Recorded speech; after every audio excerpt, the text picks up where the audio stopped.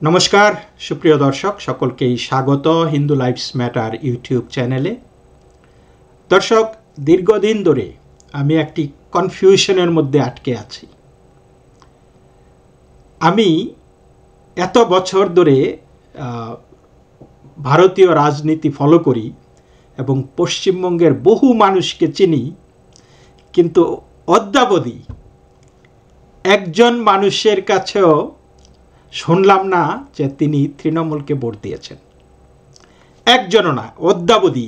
মানে আমার সাথে বহু মানুষের কথা হয়, কেউ যদি বলতে পারেন যে আমি মিথ্যা কথা বলছি, তাহলে মানে আমি বলবো না যে ইউটিউব ছেড়ে দেব, বাট আমি মিথ্যা কথা বলছি না, কারণ কেউ বলতে পারবে না এটা। আর যদি কেউ বলে যে সেই ব্যক্তি আমাকে বলেছে তিনি তৃণমূলকে ভোট দেন, তাহলে সেই ব্যক্তিটা একটা মিথ্যাবাদী বলবো। আমি একদম প্রকাশ্যেই বলতেছি, এমন কাউকে অদ্যাবধি পেলাম না যিনি নাকি তৃণমূলকে ভোট দিয়েছেন। কিন্তু তৃণমূল তো ভোট পাচ্ছে, বহু ভোট পাচ্ছে, পাশ করতেছে, অনেক পাশ করতেছে। এই যে গত লোকসভার নির্বাচনে আমরা দেখেছি যে মানে রব উঠেছিল যে তৃণমূল এবার কোনো আসন পাবে কিনা, কিন্তু তারপরে দেখা গেল রেজাল্ট উল্টার চাইতেও বেশি হয়ে গেছে, যে বিজেপি হেরে হেরে জিতে গেছে সেইখান থেকে। একই অবস্থা আমরা 2021-এর নির্বাচন দেখেছি। সেই নির্বাচনেও বলা হয়েছিল যে বিজেপি ক্ষমতায় আসতেছে, তৃণমূল ফিনিশ, কিন্তু তখন আমরা উল্টা দেখলাম যে বিজেপি 100 আসনে পায় নাই, 70টায় গিয়ে থেমে গেছে। তো কেন হচ্ছে এটা?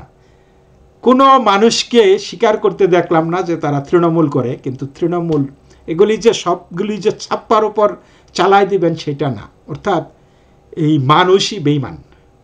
মানুষ মুখে বলে এক কথা, কাজে করে আরেকটা।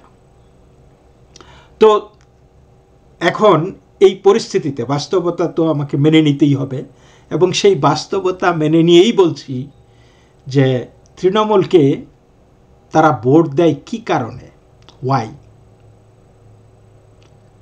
আজকে আমি আপনাদের সামনে একটা যেই সংবাদটা তুলে ধরছি সেটা হলো যে তৃণমূলের সরকার একদম they got caught red handed. তারা হাতে নাতে ধরা পড়েছে। কিভাবে ধরা পড়েছে শুনুন।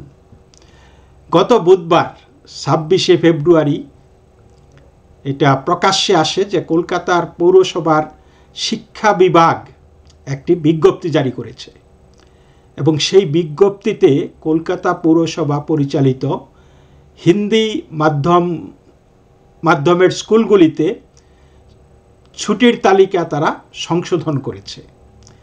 বিজ্ঞপ্তিতে জানানো হয়েছে যে এই বছরের কলকাতা পৌরসভা পরিচালিত হিন্দি মাধ্যমের স্কুলগুলিতে ঈদের ছুটি থাকবে 2 দিন, অর্থাৎ 31শে মার্চ এবং 1 এপ্রিল ঈদের ছুটি থাকবে এই স্কুলগুলিতে।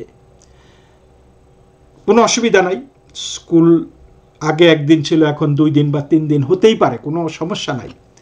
কিন্তু এই ক্যাচটা হলো যে এই ছুটি পূরণ করার জন্য 17ই সেপ্টেম্বর বিশ্বকর্মা পূজা উপলক্ষে যেই ছুটিটা নির্ধারিত ছিল সেটা বাতিল করা হয়েছে।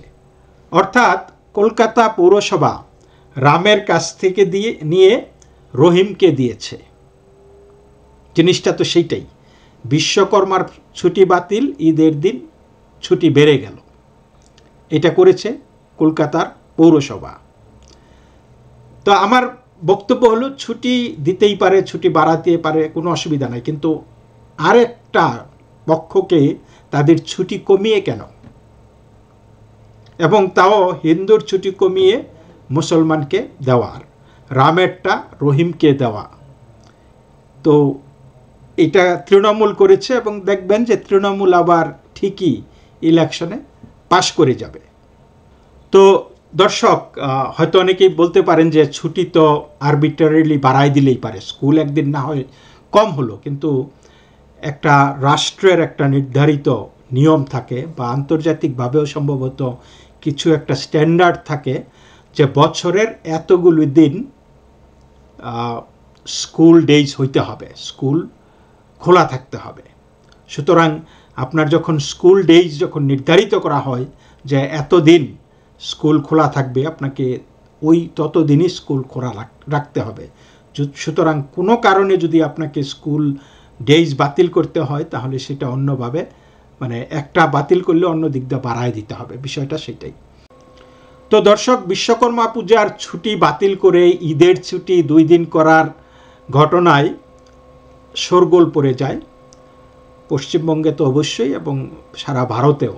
এবং এই শোরগোলের পরেই এই বিজ্ঞপ্তিটি বাতিল করে দেয় পৌরসভার কর্মকর্তারা, এবং যেই ব্যক্তিটির স্বাক্ষরে এই বিজ্ঞপ্তিটি গেছে তার ওপর পুরা দোষ চাপিয়ে দিয়েছে কলকাতা পৌরসভা।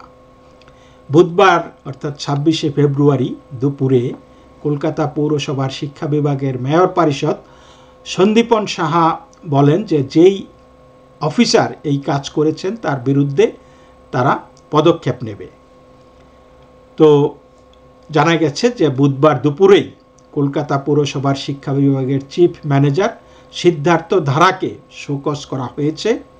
কলকাতা পৌরসভার শিক্ষা বিভাগের মেয়র পরিষদ সন্দীপন সাহা বলেন, আমি জানতাম না, পৌর কমিশনারও জানেন না বিষয়টা। তিনি নিজে থেকে এই সার্কুলার করেছেন, এটা বেআইনি। তিনি কারো সঙ্গে আলোচনা না করে সার্কুলার করতে পারেন না। সেই সার্কুলার তাৎক্ষণিকভাবে বাতিল করা হয়েছে। কারো সঙ্গে আলোচনা না করে এই সার্কুলার জারি করায় তার বিরুদ্ধে কড়া বিভাগীয় পদক্ষেপ আমরা নিতে চলেছি। তাকে জবাবদিহি করতে হবে যে তিনি এটা কেন করেছেন। কাউকে কি সুবিধা পাইয়ে দেওয়ার জন্য করেছেন? আমার সঙ্গে মেয়র ও কমিশনারের কথা হয়েছে, এ ব্যাপারে সবাই আমার সঙ্গে সহমত। এটা একটা শৃঙ্খলা ভঙ্গ। এই নিয়ে সোশ্যাল মিডিয়াতে বিজেপি নেতা জগন্নাথ বাবু দাবি করেছেন, শিবরাত্রির সকালে বাঙালির জানা দরকার পশ্চিমবঙ্গটা পশ্চিমবঙ্গই আছে না পশ্চিম বাংলাদেশ হয়ে গিয়েছে। কলকাতার মেয়র জনাব ফিরহাদ সোহরাওয়ার্দী হাকিম, যিনি নিজের বিধানসভা কেন্দ্রকে মিনি পাকিস্তান বলেন, কলকাতা পৌরসভার এই সিদ্ধান্তে পশ্চিমবঙ্গকে পশ্চিম বাংলাদেশে পরিণত করার আরেক চেষ্টা বলে দাবি করেছেন তিনি। বিধানসভার বিরোধী দলীয় নেতা শুভেন্দু অধিকারী বলেন, আমি বলেছিলাম সরকারটা মুসলিম লীগের সরকার। মুখ্যমন্ত্রী তেলে বেগুনে জ্বলে উঠেছিলেন। কলকাতা পৌরসভার ছুটির নোটিশ তাই প্রমাণ করল। ঈদে 2 দিন কেন 4 দিন ছুটি দেন না? বিশ্বকর্মা পূজার ছুটিটাকে বন্ধ করে কেন? হিন্দুদের উপর আঘাত করে কেন? এতে কি মজা পান আপনারা?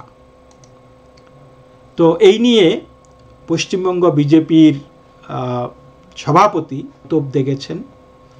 তিনি বলেছেন যে মমতা বন্দ্যোপাধ্যায়ের রাজত্বে পশ্চিমবঙ্গে ঈদ উল ফিতরের ছুটি বাড়বে, বিশ্বকর্মা পূজার ছুটি কমবে, এটাই তো স্বাভাবিক। আগামী দিনে হয়তো দুর্গাপূজার ছুটিও কমে যাবে, ঈদের ছুটি বাড়বে। মমতা বন্দ্যোপাধ্যায় তো খিলাফত শাসন ব্যবস্থা স্থাপন করার জন্য প্রতিজ্ঞাবদ্ধ হয়েছেন। আমরা বেশি কিছু বললে উনি বিধানসভায় বলেন, আমি কি মুসলিম লীগের নেত্রী নাকি? তো স্বাভাবিকভাবে সবাই বুঝতে পারছে কি চলছে পশ্চিমবঙ্গে। এর আগে মমতা বন্দ্যোপাধ্যায়ের ডান হাত ফিরহাদ হাকিম সাহেব বলেছিলেন যে পশ্চিমবঙ্গে উর্দুভাষীদের সংখ্যা বাড়াতে হবে, পশ্চিমবঙ্গে অন্যদেরকে দাওয়াত দিতে হবে ইসলামের জন্য। মমতা বন্দ্যোপাধ্যায় সেই পথেই এগিয়ে যাচ্ছেন, নতুন তো কিছু নয়। তো দর্শক, আর কি বলবো, এই কথা থেকে আপনারা কি বুঝতে পারছেন? এখনও হয়তো আমি খুঁজে পাবো না কাউকে যিনি তৃণমূলকে ভোট দিয়েছেন, কিন্তু ভোট তো আসতেছে, দেখা যাবে সেই মানুষগুলি কারা। সেই জিনিসটাই আমি খুঁজতেছি, যে অন্তত একটা মানুষ এসে বলুক যে আমি বা আমার মতো মানুষরা তৃণমূলকে ভোট দেয়, একটা বার বলুক। এত লুকোচুরির কি আছে? ভোট দিবেন, বলেন ভোট দিচ্ছেন, কিন্তু বাঙালি ভোট দিচ্ছে, তৃণমূলকেই ভোট দিচ্ছে। তো এই পর্যন্তই দর্শক, সকলেই ভালো থাকবেন, নমস্কার।